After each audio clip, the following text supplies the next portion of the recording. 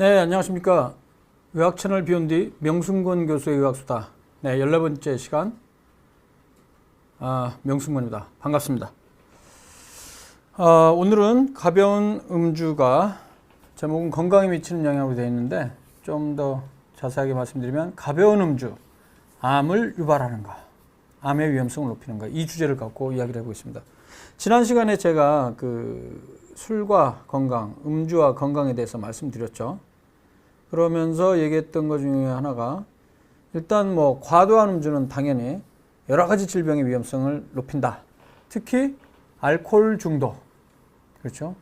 그리고 대부분의 생활습관병, 옛날에는 성인병이라고 불렸던 거죠. 고혈압, 당뇨, 이상지질 혈증 등등등. 그리고 우리가 잘 알고 있는 여러 종류의 암들, 특히 알코올이 직접적으로 접촉을 할 수 있는 구강암이나 식도암, 위암 등의 위험성뿐만 아니라 흡수가 돼서 특히 알코올이 대사가 되는 간 쪽에서 간암을 또 유발을 하죠. 그리고 혈액을 타고 특히 여성의 경우는 유방암, 그리고 대장암, 이런 여러 가지 암들의 위험성을 높입니다. 그뿐만 아니라 각종 다양한 위장, 각종 다양한 질병들을 유발을 하는데 특히 이제 뇌 관련한 신경 혹은 정신과적인 질환들도 영향을 미칠 수 있다. 그런 얘기를 했어요.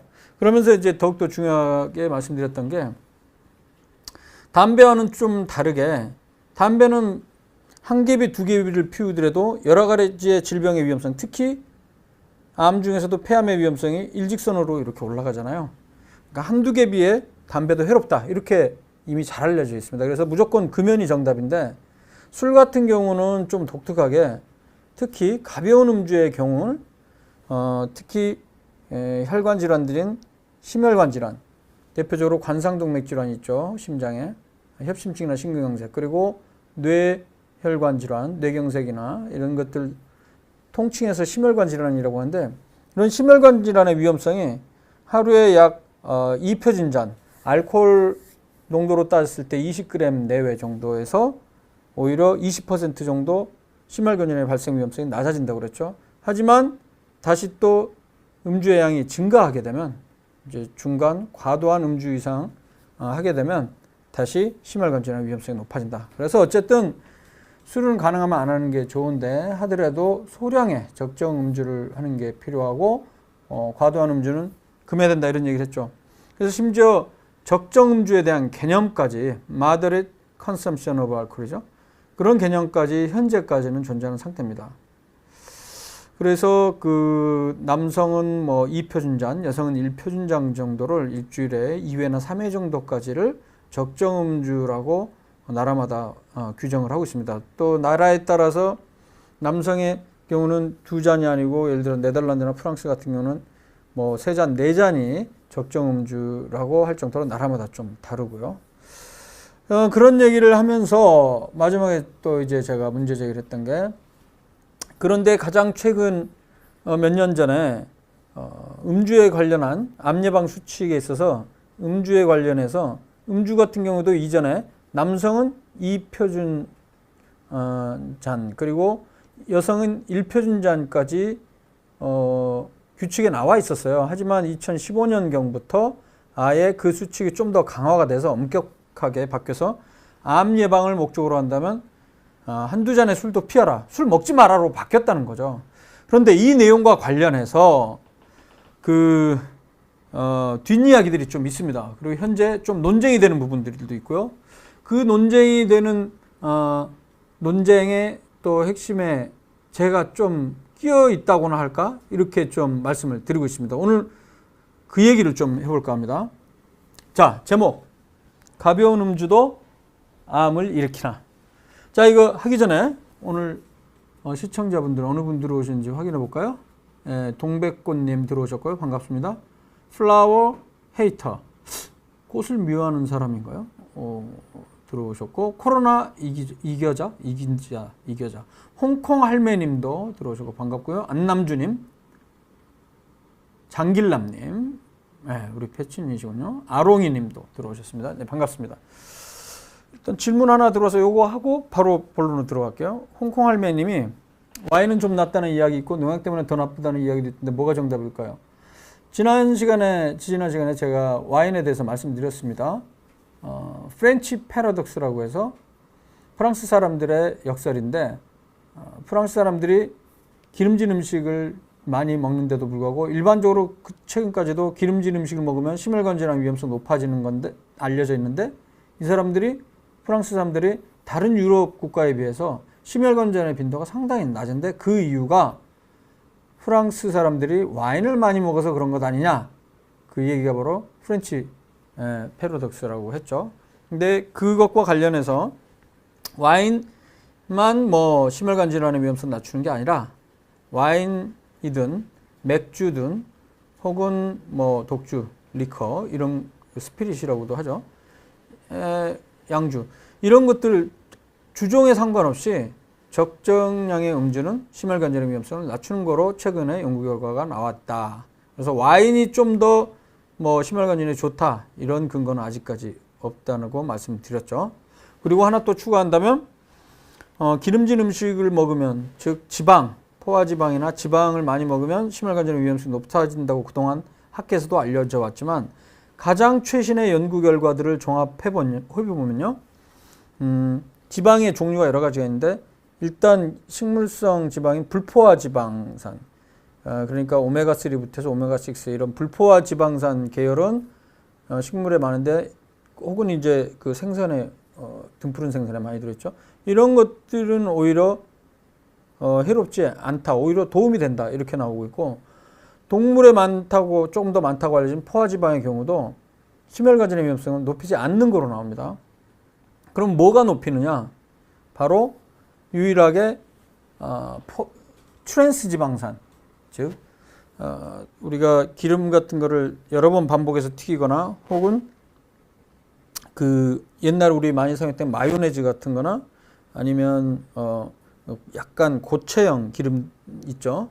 그런 것들이 이제 오히려 트랜스 지방 함량이 높기 때문에 트랜스 지방을 많이 먹을수록 심혈관절의 위험성이 높아진다. 이 정도까지 좀 의학적인 지식 자체가 변했다, 그런 말씀드리고요. 명승근 교수님도 술 좋아하죠. 일주일에 한 2번 혹은 3번까지 먹는데, 근데 저는 뭐 술이 강하지는 않기 때문에 완전히 많이 먹지는 못해요. 중간 정도 먹다가 저는 좀 자는 편이고요. 한국 사람들이 술이 좀 많이 마시는 편이죠. 네. 자, 여기까지 얘기를 드리고, 가벼운 음주도 암을 일으키나, 이 내용 이야기 해보도록 하겠습니다. 중간중간에 질문 올려주시면 또 중간에 말씀드리겠습니다. 2015년이 아니고 2016년이군요. 2016년, 지금으로부터 5년 전에 3월 21일 암 예방의 날에 보건복지부와 국립암센터에서는 제정한 지 10년이 되었던 국민 암 예방 수칙 10가지 중에 음주와 예방접종에 대해 일부 개정을 발표했습니다. 기존에는 술은 하루 2잔 이내로만 마시기, 이게 이제 그전부터 나왔던 하루 한 2잔 정도까지의 음주는 적정 음주다. 그래서 특히 심혈관 질환이라든지 여러 가지 질병의 위험성은 그렇게 높이지 않는다, 오히려 도움이 될 수도 있다, 이런 근거 때문에 이런 규칙이 있었는데, 2016년 3월에는 개정안에는 아예 암 예방을 목적으로 한다면, 조건이 암 예방을 목적으로 한다면 하루 1-2잔의 소량 음주도 피하라, 이렇게 되어 있습니다. 이 말의 의미는 암 예방 목적이라면 술 마시지 마라, 이걸로 굉장히 엄격하게 바뀌게 된 거죠. 그럼 그 암 예방 수칙 한번 볼까요? 지금 현재 2016년에 새로 개정이 된 암 예방 수칙, 현재도 이 10가지를 사용을 하고 있습니다. 첫 번째, 암의 가장 중요한 원인, 잘 아신 대로 담배입니다. 모든 암의 원인의 대략 30% 이상은 담배 때문에 생기죠. 그리고 자신의 직접 흡연 말고 남이 피우는 담배 연기를 마셔도 암이 발생될 수가 있습니다. 두 번째, 채소와 과일을 충분히 섭취한다. 그 이유는 채소와 과일에는 암을 예방할 수 있고 암의 발생을 줄일 수 있는 각종 비타민과 항산화제가 풍부하기 때문입니다. 여기서 말하는 항산화제는 산화제, 산화물질들을 억제하는 거죠. 산화물질은 대표적인 게 활성산소정이 있습니다. 그럼 활성산소정이 하는 일은 우리 DNA의 유전 정보를 바꿔갖고 돌연 변이를 일으켜서 안 죽는 세포로 만들기 때문에 암을 유발할 수 있는데, 이 과정을 이제 보통 활성산소가 자신이 외부각에 짝짓지 않는 전자가 있는데, 본인이 안정화되기 위해서 DNA 구조로부터 전자를 하나 뺏어서 자기가 안정화되면 DNA는 전자를 뺏기면서 산화라는 상태가 되죠. 옥시데이션. 그래서 이런 옥시더티브 스트레스라고 얘기하는데, 산화적 스트레스를 받아갖고 암이 유발될 수가 있는데, 이러한 항산화제가 베타카로틴, 비타민C, 비타민 E 이런 항산화제들이 활성산소가 이런 산화 역할을 하는 걸 미연에 방지를 하기 때문에 암이 예방된다, 이렇게 알려져 있는 거죠. 또 그 이외에도 다른 여러 가지 암 예방 기전이 있습니다. 그리고 음식을 짜지 않게 먹고 탄 음식을 먹이고, 바로 오늘 얘기하는 게 네 번째입니다. 암 예방을 위해서 하루 한두 잔의 소량 음주도 피하기죠. 나머지는 운동 규칙적으로 하는 거고, 표준체중을 유지해야 되죠. 표준체중보다 많이 나가는 과체중, 특히 이제 비만한 경우에는 유방암이나 대장암을 비롯한 일부 암의 위험성을 높입니다. 그리고 예방하는 것이 아예 암의 1차 예방이 될 수가 있는 것이죠. 안전한 성생활, 발암성 물질 노출되지 않고, 마지막으로 요거는 2차 예방이라고 할 수가 있죠. 검진을 시행하는 것이죠. 네, 그런데 이제 여기서 이제 핵심적인 건 바로 이 4번인데, 왜 하루 한두 잔의 소량 음주도 피해라 이렇게 엄격하게 바뀌었냐? 그 근거를 이렇게 정리를 하고 있습니다. 먼저 알코올, 술이 있죠. 알코올은 담배와 마찬가지로 세계보건기구사나 국제암연구소에서 1군, 바람과 관련해서 1군으로 분류하고 있습니다. 1군이란 건 그룹 1이라고 해서, 그룹 1은 carcinogenic to humans, 인간에게 발암성이 확실히 입증된 것을 그룹 1이라고 합니다. 그러니까 그룹 1은 1군 물질, 그러면 발암 물질을 얘기하는 거예요.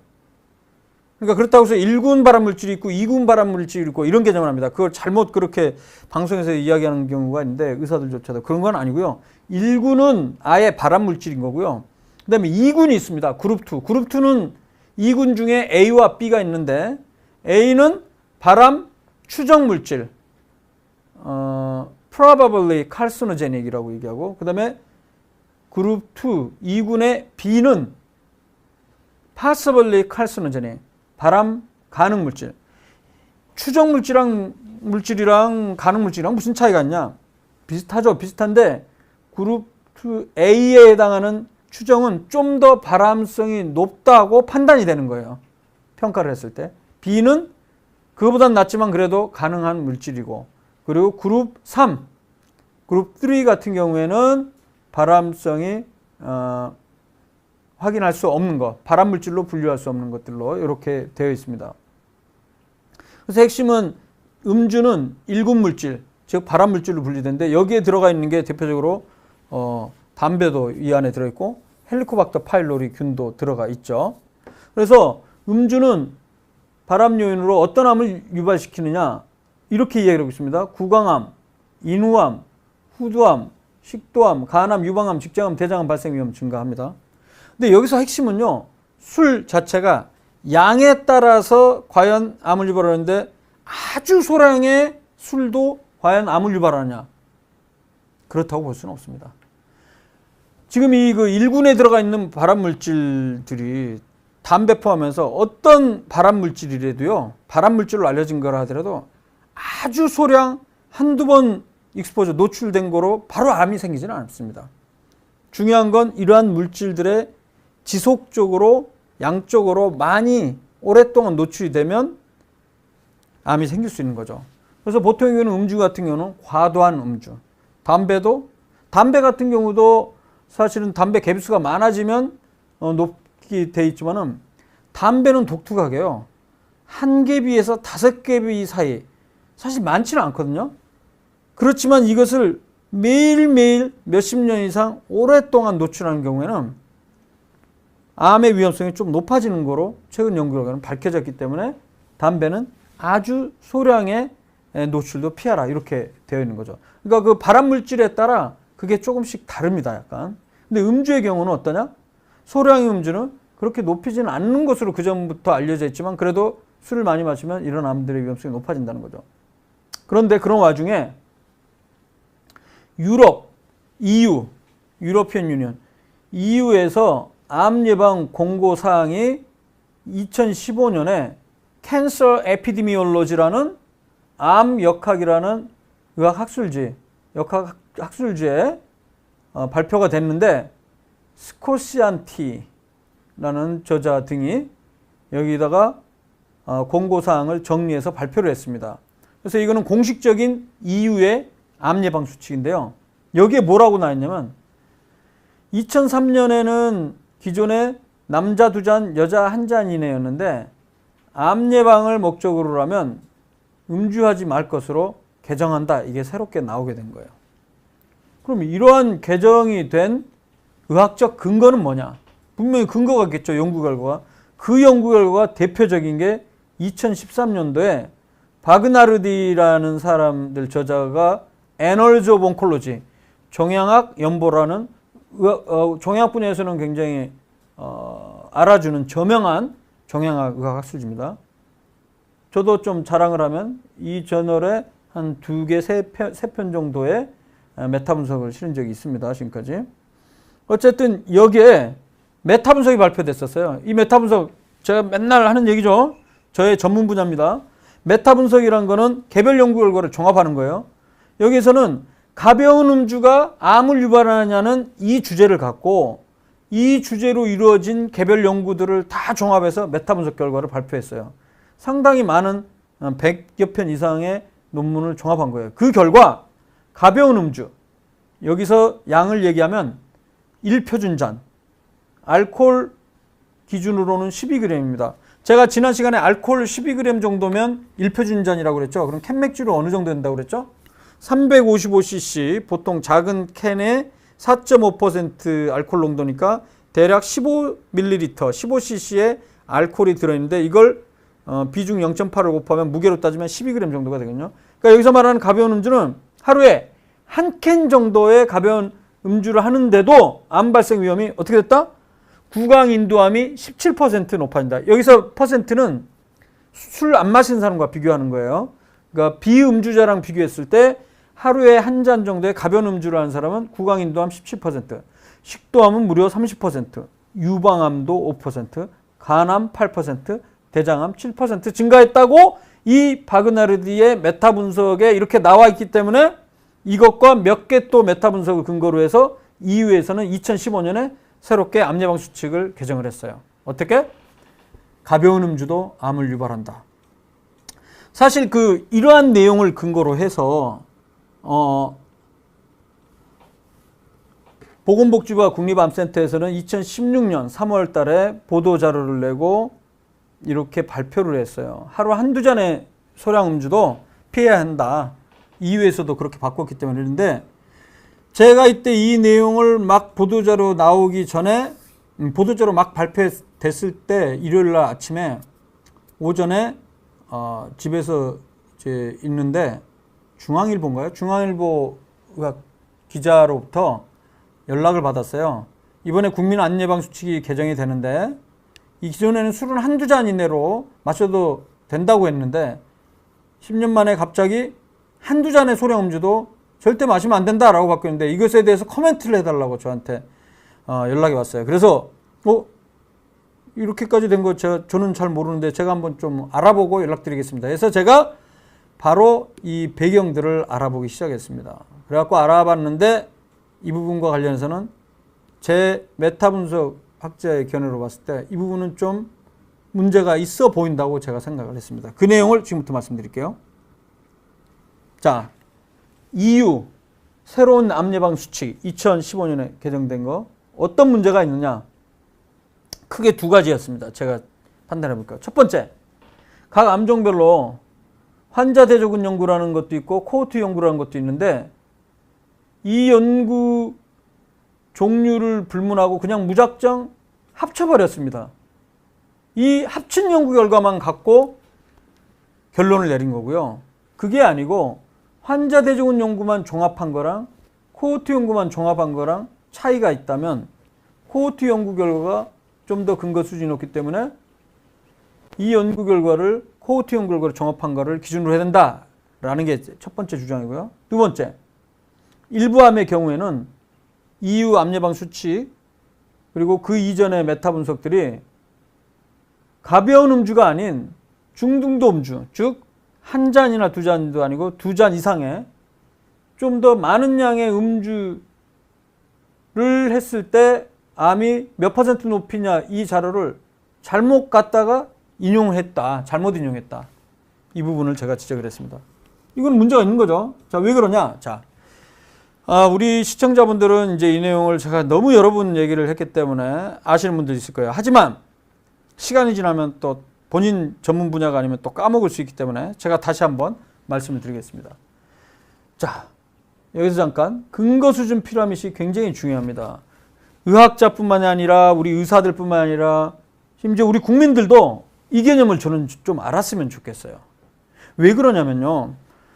뉴스에 나오면 어떤 연구 결과가 국제수제에 딱 발표됐는데 이 연구 결과를 보니까 어떤 이를테면 개똥수, 풀이 그 성분을 갖고 연구를 해봤더니 항암 효과가 1000배 이상이었다, 1200배 이상이었다 이런 연구가 나올 수 있단 말이에요. 그러면 그 연구 결과를 어느 정도 수준까지 믿을 수 있냐, 그런 비판적인 자세를 좀 가져야 돼요. 그리고 그 연구는 무슨 연구냐 그걸 확인해야죠. 왜 그러냐면요, 우리가 어떤 질병 위험성을 높이냐 안 높이냐, 즉 술이 암을 유발하냐, 가벼운 술도 암을 유발하냐, 이거를 확인할 때는 가장 낮은 수준의 연구는 실험실 연구가 있을 수 있어요. 실험실 연구라는 거는 살아있는 생명체가 아닌 세포나 분자나 아니면 미생물들, 즉 세균이나 바이러스 같은 보통 우리가 이야기하는 생명체가 아닌 가장 낮은 수준에서의 무생명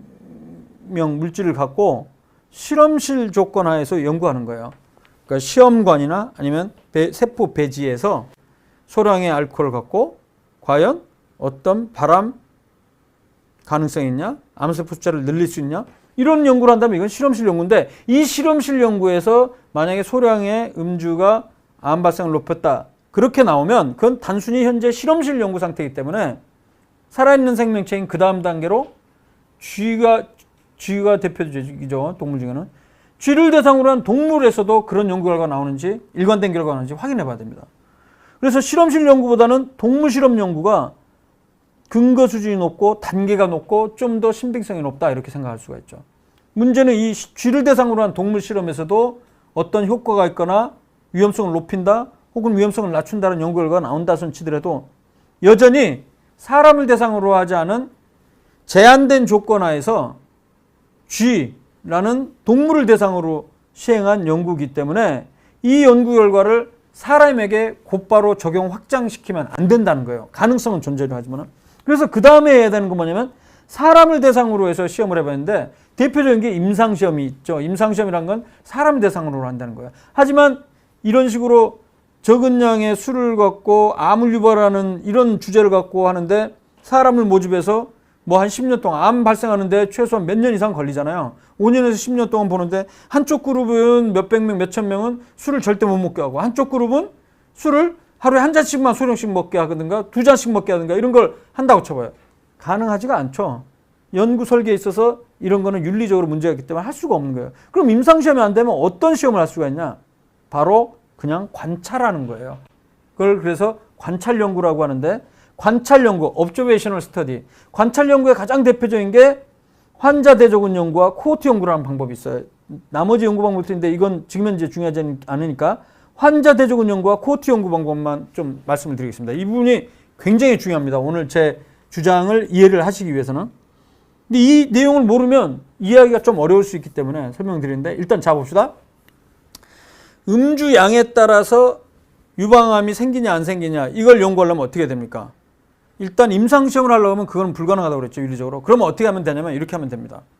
일단 후양적으로 연구하는 방법이 있어요. 후양적으로 하는 거는 뭐냐면 이미 결과가 나온 사람들을 모아갖고 하는 거예요. 무슨 말이냐면 유방암 환자 100명을 모집을 합니다. 이미 암 발생한 분들. 그리고 이 각각 유방암 환자에 대해서 나이와 성별, 사는 지역, 이 정도 가장 중요한 요인들을 짝을 맞춰갖고 짝짓기를 해서 1대1 혹은 1대1 인구로 해서 유방암이 없는 건강한 사람을, 여성을 뽑습니다. 그럼 100명 100명 나오죠? 그런 다음에 연구원이 가서 물어보는 거예요. 설문조사를 하는 거죠. 암 진단 받기 전에 혹은 지금으로부터 5년, 10년 전에 평균적으로 술을 일주일에 몇 번, 한 번 먹을 때 어느 정도 마셨냐? 가장 그 중요한 내용도 물어보고요. 그것뿐만이 아니라 유방암에 미치는 요인이 술 말고도 또 다른 요인이 있을 수 있죠. 뭐 비만이라든가 아니면 뭐 여성 호르몬 노출, 가능한, 그 다음에 이제 경제력, 운동, 생활 습관 다 물어봐요. 흡연, 음주, 유무까지 전부 다. 그런 정보를 다 수집을 합니다. 두 그룹 다 공이 똑같은 질문을 갖고. 그런 다음에 우리가 자료를 엑셀 파일로 정리를 한 다음에 통계를 이렇게 명령을 넣고 세스나 뭐 SPS와 같은 특수한 통계 패키지를 이용해서 명령을 놓고 딱 클릭을 하면 이제 그 관련성이 이제 수치로 표현이 된다는 거죠. 대표적인 게 뭐 교차비라고 해서 오즈 레이쇼, OR이라고 하는데 이게 1이 나오면 유방암이 없는 사람에서의 그 음주 습관이랑 그다음에 유방암이 있는 사람에서의 음주량 차이가 없다는 걸 얘기해요. 반대로 만약에 1보다 높다 그러면 어떤 요인, 음주 유무로 따졌을 때는 이를테면 가벼운 음주 유무로 그냥 합시다. 가벼운 음주의 그 빈도가 유방암이 있는 사람에서 훨씬 빈도가 많다. 1보다 높다. 그러면 이 얘기는 뭐냐면 가벼운 음주를 하는 경우에 유방암의 위험성이 높아진다는 거죠. 반대로 가벼운 음주가 오히려 정상인에 많고 가벼운 음주의 빈도가 유방암에서 낮다면 오즈 레이쇼, 교차비는 1보다 낮게 나옵니다. 중요한 건 그것에 대한 90% 신뢰하니 통계적 유의성이 있냐 없냐 이제 뭐 그런 거 하는데 그건 좀 너무 복잡한 문제니까 그걸 상냥하고요. 어쨌든 환자 대조군 연구에서 가벼운 음주가 어떤 암 환자에서 오히려 대조군보다 더 가벼운 음주의 빈도가 많았다. 즉 음주가 이 유방암 위험성을 높인다라고 나올 수가 있어요.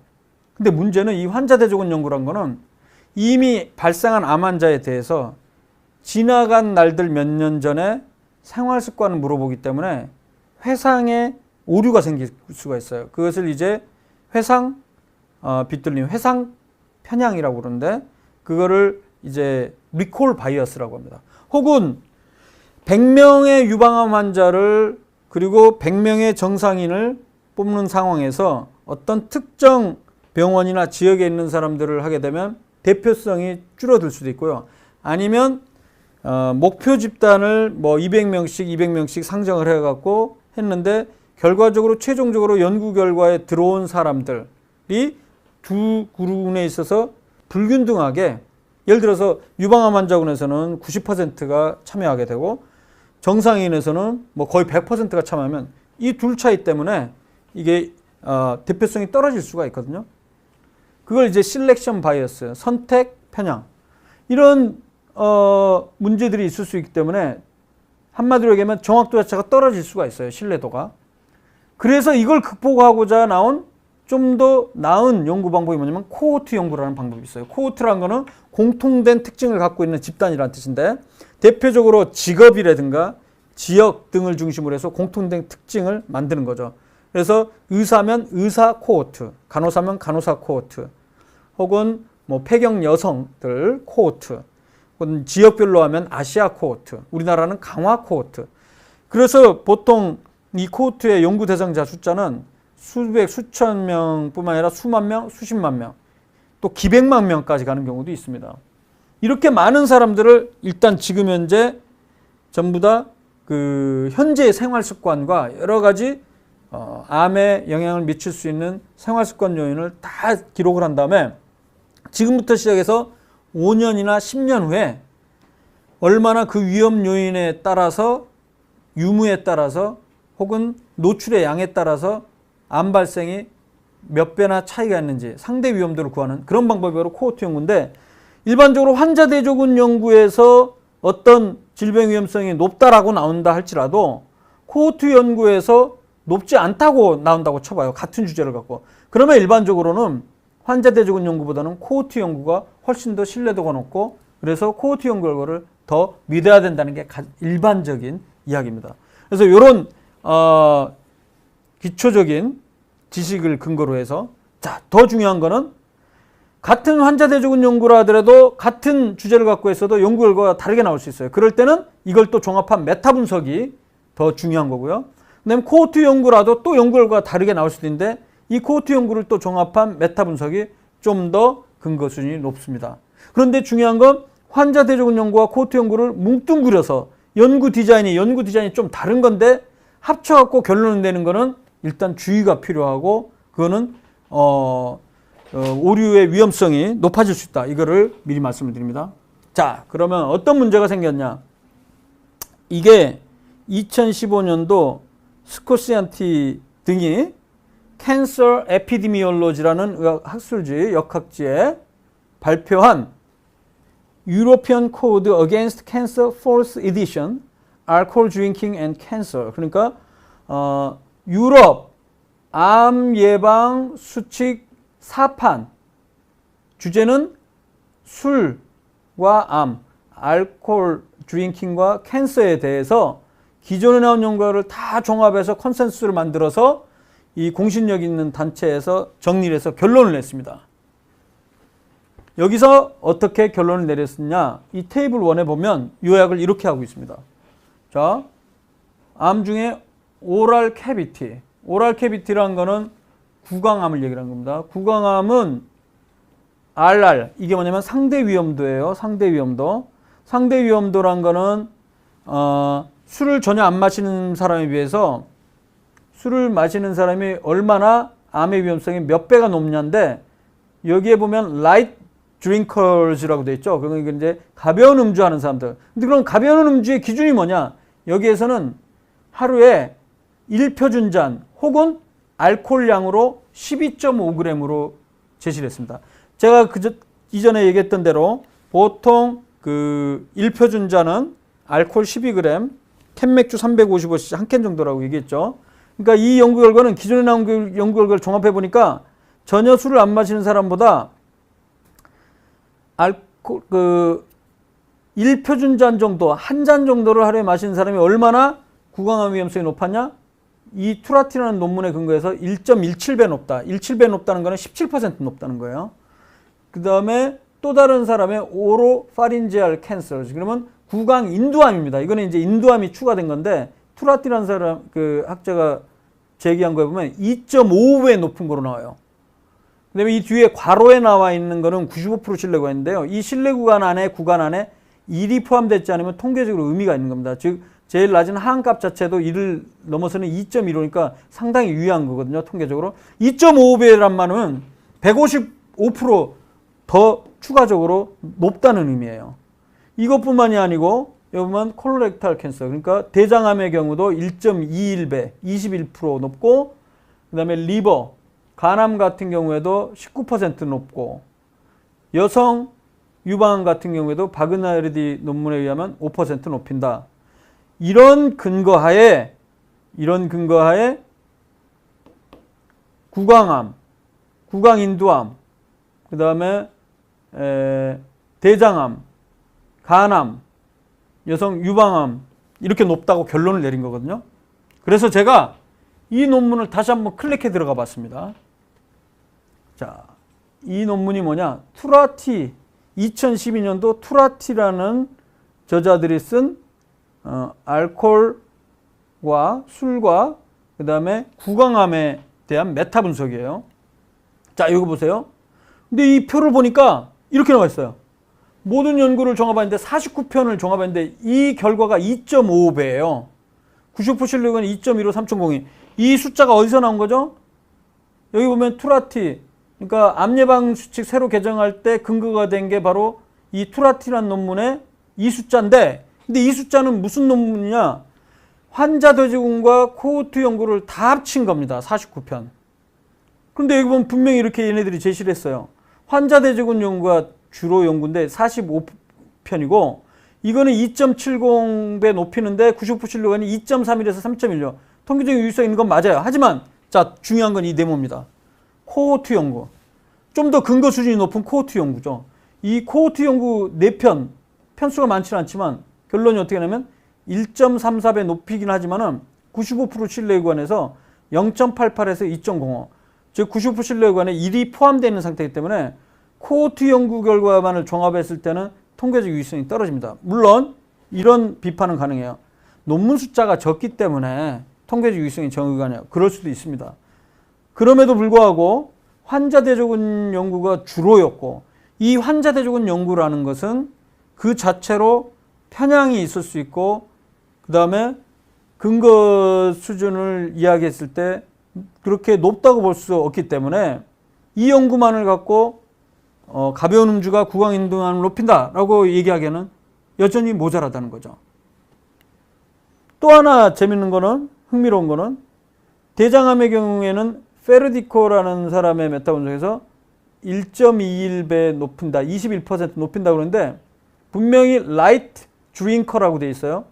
그러니까 가벼운 음주니까 하루에 한 잔 미만으로 되어 있는 건데, 이 논문을 클릭해 봤습니다.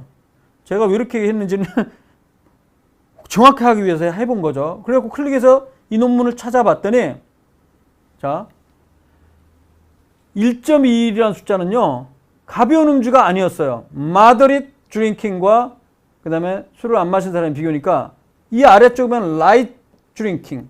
가벼운 음주의 경우에는 모든 연구를 종합했을 때 어떻게 나냐면 1.0이 나왔어요.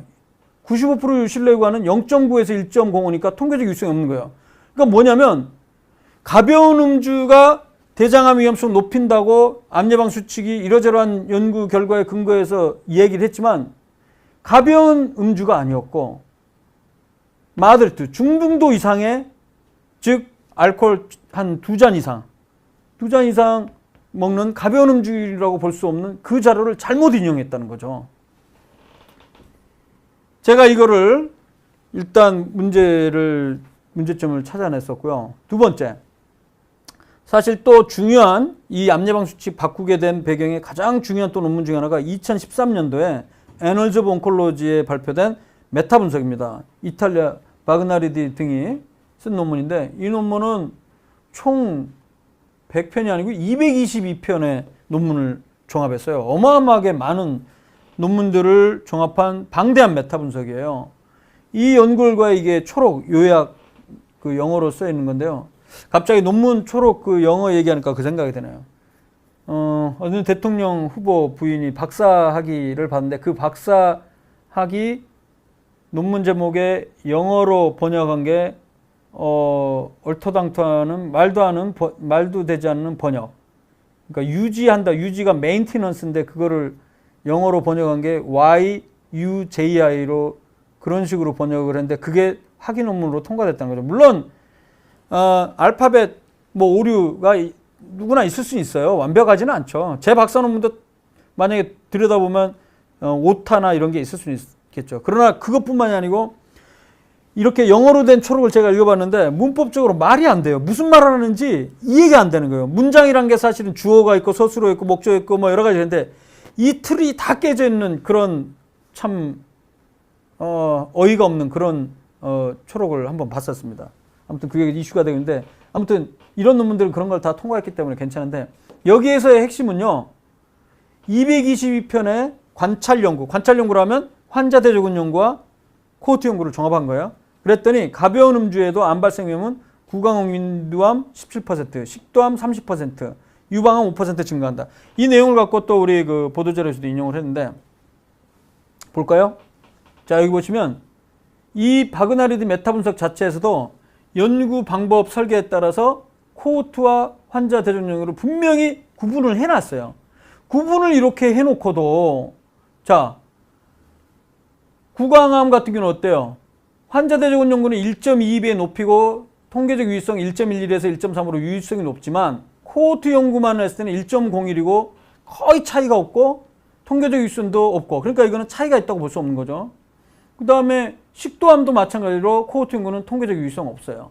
대장암도 없고요, 간암도 없고, 그러니까 후두암도 없습니다. 라링스 캔서. 딱 하나 있는 거는 유방암만 1.05배, 5% 약간 높은 거, 통계적 유의성인 거. 그런데 이 바그나르디라는 사람은 이 연구 결과를 토대로 해서 환자 대조군 연구 결과를 근거로 해서 혹은 종합한 것만 갖고 높인다고 하는데 이건 잘못된 해석이란 겁니다. 제 얘기는. 이게 지금 근거 중심 기본을 이해를 못했기 때문에 이 저자들이 이런 결론을 내린 거거든요. 그러니까 결론적으로 이 바그나르디 메타 분석을 제가 했다고 치면 코호트 연구에서 의미 있는 거는 유방암밖에 없어요. 그것도 5% 약간 높이는 거로. 그러니까 다른 암들은 근거가 아직까지 부족하다라고 결론을 냈어야 된다는 거죠. 그래서 지금 제가 얘기한 이런 내용들을 갖고 암 예방 수칙 논문을 실렸던 캔서 에피데미올로지라는 저널에다가 제가 레터를 보냈어요. 여기 2016년이네요. 5년 전에. 자, 이런 거 보면 가만히 있을 수가 없잖아요. 그래서 제가 방금 전에 제가 얘기한 이런 내용들을 갖고 레터, 짧은 레터, 2페이지짜리 레터를 보냈어요. 이거는 정상 오리지널 아리클 원전은 아니지만 굉장히 중요한 겁니다. 어떤 논문이 발표했으면 이 논문이 어떤 문제가 있는지 문제 지적을 해주는 게 상당히 필요하거든요. 예를 들어서 황우석 박사 논문 같은 경우도 문제가 있었다는 거를 다 이런 그 연구 어떤 커뮤니티에서 문제점이 지적이 돼서 시작된 것처럼요. 그래서 저도 이 연구에 대해서 왜 어떤 문제가 있는지 first, second, third, last 그래서 4가지 문제점을 일일이 하나하나 그 근거에 대해서 지금 제가 얘기했던 거는 잘못했다 이렇게 지적을 했습니다.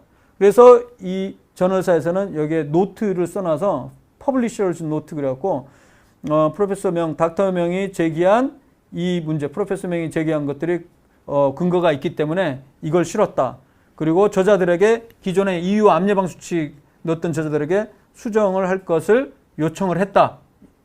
그래서 그 뒤로 수정하는데 오래를 걸리더라고요. EU 암 예방 수칙 그 근거가 됐던 그 논문은 결국에 European Code Against Cancer Force 이게 2016년에 다시 얘네들이 수정해서 냈습니다.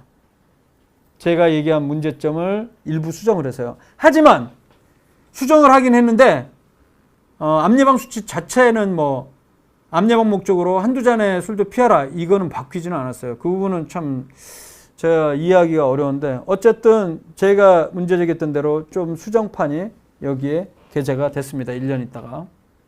그리고 아까 말씀드렸던 바그나르디 이탈리안 222편 논문 종합에서 여러 가지 암을 높인다고 했지만 결론적으로 여러 가지 암은 별로 높이진 않고 유방암만 약간 높일 수 있다. 제가 문제 제기했죠. 그래서 그 레터도 애널즈 오브 온콜로지에 이 바그나르디 논문이 잘못됐다는 걸 올려갖고 이 내용도 한 페이지로 실리게 됐습니다. 이 레터도.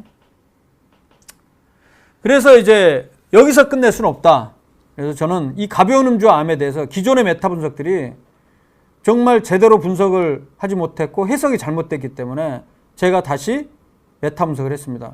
이때는 환자 대조군 연구 방법, 즉 코호트 연구보다 그 근거 수준이 낮은 연구 방법인 코호트 연구는 아예 배제를 했습니다. 근거 수준이 높은 코호트 연구만 갖고 종합을 제가 했죠. 그래서 총 60편의 코호트 연구를 종합을 해서 우리나라 대한암협회 SCI 학술지인 기관지인 캔서 리서치 앤 트리트먼트 이것도 알아주는 학술지입니다. 지금 최근에 임팩트 팩터는 4 넘었을 거예요. 일저자는 그 당시 제 아래 펠로우로 있던 최윤정 선생님 일저자로 제가 지목을 해서 가르쳐 주고 제가 이걸 기획을 다 하고 해서 쓴 논문입니다. 자, 결론은 어떻게 되느냐? 60편의 코호트 연구를 다 종합을 해봤습니다. 그랬더니 전반적으로 암의 위험성을 높이지는 않습니다. 다만 여성의 유방암은 9% 정도 높이고 대장암도 남성 대장암은 6% 높이는 반면 폐암은 오히려 9% 낮추는 거로 나옵니다. 그러니까 소량의 음주를 하면 대부분의 암은 관련은 없는데 여성의 유방암과 남성의 대장암은 약간 높이고 10% 이내에서 반대로 폐암은 10% 예방하는 효과가 있습니다. 자, 그럼 이렇게 됐을 때 우리는 가벼운 음주에 대해서 어떤 결론을 내려야 되냐? 쉽지 않습니다. 결론을 내리는 게. 그럼에도 불구하고 암 예방을 위해서 하루 한두 잔의 소량 음주도 피하기로 바뀌었는데 이에 대해서 다시 한번 면밀한 검토가 필요하다는 게 제 주장이에요. 그러니까 한두 량의 음주는 괜찮다를 제가 주장하는 게 아니라 그렇게 나오게 된 배경에 근거들이 다소 좀 부족한 부분이 있기 때문에 좀 더 우리 연구자들이 깊은 논의가 좀 필요하지 않나 그런 생각이 들고 그게 제 주장입니다. 그렇다고 해서 뭐 제 얘기가 한 잔 정도 소량 음주는 괜찮기 때문에 먹어라라고 이야기는 어려워요. 왜냐하면 분명히 특히 여성의 경우는 소량의 음주도 유방암 위험성을 높일 수 있다는 게 있고 물론 폐암을 약간 예방할 수 있지만 폐암 예방을 목적으로 유방암 발생하는 거를 우리가 손해를 입을 수 있나 희생을 할 수 있냐 그런 건 아닌 것 같죠. 그래서 결론적으로는 참 어려운 부분이 있습니다만 기본적으로 중간 과도한 음주는 절대 피하는 건 맞고요. 소량의 음주에 대해서는 여전히 좀 논란이 있는 상황이기 때문에 특히 개인마다 가족력이나 모든 여러 가지 고려를 해서 어떤 특정암의 위험성, 특히 유방암 위험성이 높은 가족이라면 소량 음주도 좀 피하는 게 맞다 정도까지가 지금 현재 얘기할 수 있는 수준이지 않을까 그런 생각이 듭니다. 그리고 폐암 예방을 한다고 치면 그 정도 조금 높이기 위해서 술을 소량씩 먹는 것보다는 그냥 어차피 제일 중요한 건 담배를 끊는 게 가장 좋은 거예요. 담배를. 예. 오늘도 고맙습니다. 유방암 2기 환자인데 분기의 와인 한 잔 정도는 괜찮겠죠. 사실 이 부분은 참 어려운 부분이 있는데요. 여기서 한 연구들은 사실 지속적으로 거의 매일 한 잔 정도 마시는 거니까요. 일주일에 한 번, 뭐 2주일에 한 번 정도 한 잔. 이것은 담배와는 다르게 위험성이 그렇게 높지 않을 것 같은 개인적인 생각은 듭니다. 하지만 일주일에 두세 번 이상 자주 마시는 건 반드시 자제를 해야 될 것 같고요. 네, 지금 48분이 다 됐네요. 오늘은 시간 잘 맞췄는데 몇 가지 질문에 대해서 간단하게 코멘트 답변할 수 있는 것만 하고 정리하도록 하겠습니다. 맨날 김밥 먹어도 될까요? 새끼다요. 맨날 김밥 먹는지 그게 건강에 나쁜지 확실하지는 않죠. 하지만 가능하면 제일 좋은 거는 골고루 다양하게 먹는 겁니다. 그죠? 세 끼 중에 한 끼 정도는 김밥 먹고 다른 끼는 또 가끔 라면도 먹어줘도 되죠. 그렇다고 라면을 너무 자주 먹으면 당연히 안 되겠죠. 많은 분들이 라면이나 뭐 빵 먹지 말아야 되냐 꼭 그런 건 아니에요. 일주일에 한 번이나 두 번 정도 가끔 먹는 거는 큰 상관없습니다. 중요한 건 양을 적게 해서 먹으면 되죠. 배변 활동에 좋은 막걸리도 안 좋아요. 배변에 약간 도움이 될지 모르겠지만 막걸리 자체도 알코올이기 때문에 많은 양의 알코올은 결국에 여러 가지 질병의 위험성, 특히 암의 위험성, 여러 가지 위험성 높입니다. 친정 아버님께서 식사했을 때마다 반주를 하셨는데 95세까지 아무런 병도 없이 돌아가셨어요. 이 주장은 그것과 똑같죠. 옆집 사는 할아버지는 하루에 담배 2갑씩 피웠는데 90세까지 사셨다. 이 얘기랑 똑같거든요. 그렇게 담배를 많이 피워도 90세, 100세까지 살아계시는 분이 있어요. 하지만 확률적으로 봤을 때, 집단 측면에 봤을 때는 극히 드물고 오히려 그렇게 많이 담배를 피우거나 반주를 하면 질병이 발생 위험성이 높아지기 때문에 집단 차원에서 봤을 때는. 그래서 옆에 한 사례만 갖고 그걸 전체 집단에 적용할 수는 없다는 것이죠. 간 수치 높은 사람 3잔 정도 마실 수 되나요? 지금 현재 간 효소 수치가 높은 사람은 당장은 술을 완전히 끊는 게 좋습니다. 그리고 나서 간 수치가 완전히 돌아온 상황에서는 일주일에 한 번 내외 정도 뭐 한두 잔 정도 마시는 거는 경우에 따라서 허용이 됩니다. 살짝 부족한 식사에도 암 발생 가능성이 있나요? 뭐가 살짝 부족한 거예요? 아무튼 골고루 다양하게 먹는 게 핵심입니다. 적게 먹는 거고요. 시상하부에 단백이 끊어지는 뮤테이션을 가진 사람은 술에 유독 더 취약한 거요? 이 부분은 제가 뭐 특별히 제가 아는 내용이 없어서요. 나중에 확인을 해보겠습니다. 짱돈돈님, 고혈압 기준도 계속 엄격하게 하향 조정되는 경향이 있지 않나요? 오히려 고혈압 기준은요, 하향이 아니고 상향 조정돼 왔어요. 가장 최근에 한 6, 7년 전까지만 하더라도 이전에는 낮추면 낮출수록 좋다고 됐었는데 그 뒤로는 60세 이하에서는 수축고혈압 140 미만이면 되고 60세 이상에서는 150까지도 괜찮다. 이렇게 되었는데 최근에 2, 3년 전에 심장협회에서 또 다른 연구 결과를 근거로 해서 오히려 낮춰야 된다. 그리고 고혈압 기준조차도 낮춰야 된다. 이런 얘기가 있었는데 이 부분에 대해서 일부 학회들은 또 반대 의견을 제시했어요. 저도 개인적으로 그 부분에는 반대합니다. 그래서 이 부분은 계속 논란이 있는 부분입니다. 현재 너무 엄격하게 조절할 필요 없다가 제 생각입니다. 담배, 술, 커피, 초콜릿은 암에 다 안 좋은가요? 꼭 그렇지 않습니다. 담배는 무조건 안 좋고요. 술은 아주 소량의 음주는 애매한 부분이 있고요. 커피, 초콜릿 아주 가끔 조금 먹는 거는 상관없습니다. 소량 먹는 거는. 손발이 많이 차서 한의원 진맥. 한의원은 저는 절대 권장하지 않습니다. 가지 마세요. 한의원은 의학이 아닙니다.